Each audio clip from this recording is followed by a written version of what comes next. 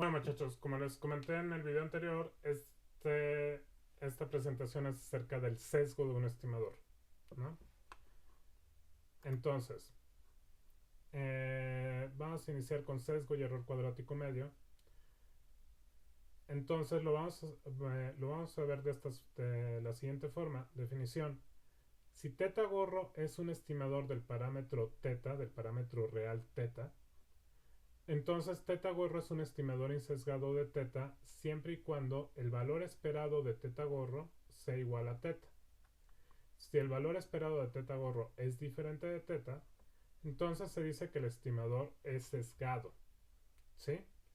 Entonces, eh, bueno, y otra definición relacionada con esto, el sesgo de un estimador puntual es b de teta gorro igual a el valor esperado de teta gorro menos teta, ¿no? Entonces, la diferencia que hay en este valor esperado, en, o sea, más o menos qué esperamos que vaya a obtener el estimador y la diferencia con el parámetro real, ¿sí? Este valor esperado es considerar todas las posibilidades que tienen del estimador, es decir, si ustedes estiman, por ejemplo, la media con, con y barra, ¿no? Entonces supongan que el estimador es en realidad y barra y el parámetro real es la media de una distribución, ¿sí? Entonces ustedes estiman la media mu con el estimador y barra, ¿no? O sea, esta media mu con el estimador y barra, en valor esperado les tiene que dar exactamente el mismo valor. Es decir, si ustedes hicieran, por ejemplo, tomaran muchas muestras del mismo tamaño de muestra, o sea, digamos que la Y barra la definieron con un tamaño de muestra de 50 observaciones, ¿no? Y quieren estimar a esta mu, ¿no? Entonces, si toman muchas Y barras de esas 50 observaciones, o sea, van ya en varias muestras de tamaño 50 y ven más o menos cómo se va distribuyendo en valor esperado en promedio, ¿no? Esta, esta Y barra se va a empezar a parecer a teta. Si eso no sucede, entonces eso no es un estimador insesgado, sería un estimador sesgado, ¿no? Y si en promedio estas cosas se desvían, lo vamos a ver como una parte del sesgo del estimador. ¿Sí, muchachos? Entonces, este, esta propiedad se centra en cómo se distribuye el estimador en general, ¿no? Y cómo eso se compara con el parámetro verdadero, ¿no? Luego vamos a ver otra propiedad que, que nos dice otras cosas, pero que tiene que ver con el tamaño de la muestra.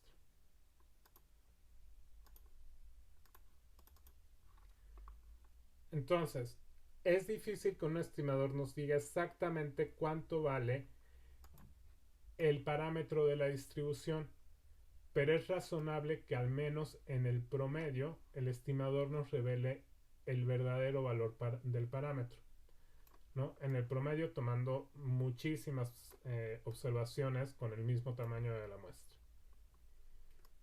Esto es lo que nos está diciendo la definición de estimador insesgado. Si en promedio se comporta bien, entonces es un estimador insesgado. Si no, no, ¿no? Y repito, tienen que obtener muchas muestras para poder ver cómo es este promedio o tienen que saber cómo se distribuye ese estimador, ¿no? La definición de sesgo lo que nos va a mostrar es la diferencia entre cómo es ese promedio, cómo es ese valor esperado del estimador y cómo es el valor real de la población. Entonces, el error cuadrático medio. El error cuadrático medio lo voy a definir como el valor esperado de teta gorro menos teta elevado al cuadrado, ¿no? Y esto está en sus tareas, ¿no? El error cuadrático medio también lo puedo expresar como la varianza del estimador teta gorro más el sesgo del estimador elevado al cuadrado, ¿no? Entonces, ojo muchachos, el error cuadrático medio no quiere decir que vaya a ser cero, ¿no? El error cuadrático medio siempre va a depender de la varianza del estimador y eso es mayor que cero, ¿no? Ahora, si el estimador es insesgado, lo que sí podemos decir es que el error cuadrático medio solamente depende de la varianza del estimador, ¿no?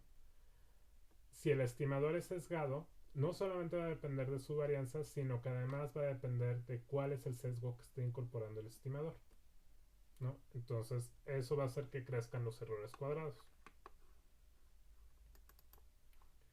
Ok, algunos estimadores insesgados comúnmente usados son, uno de los que ya hemos usado es justamente Y barra. Otro estimador insesgado es el de la varianza muestral S cuadrada, que es Y menos Y barra elevado al cuadrado, la suma es de igual a 1 hasta N, entre N menos 1.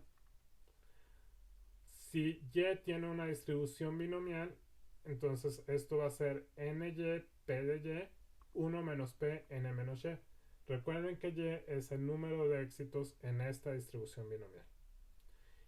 Y el estimador P gorro, que es Y entre N, ¿no? O sea, la suma de éxitos entre el tamaño de la muestra, también va a ser un estimador insesgado. ¿De acuerdo?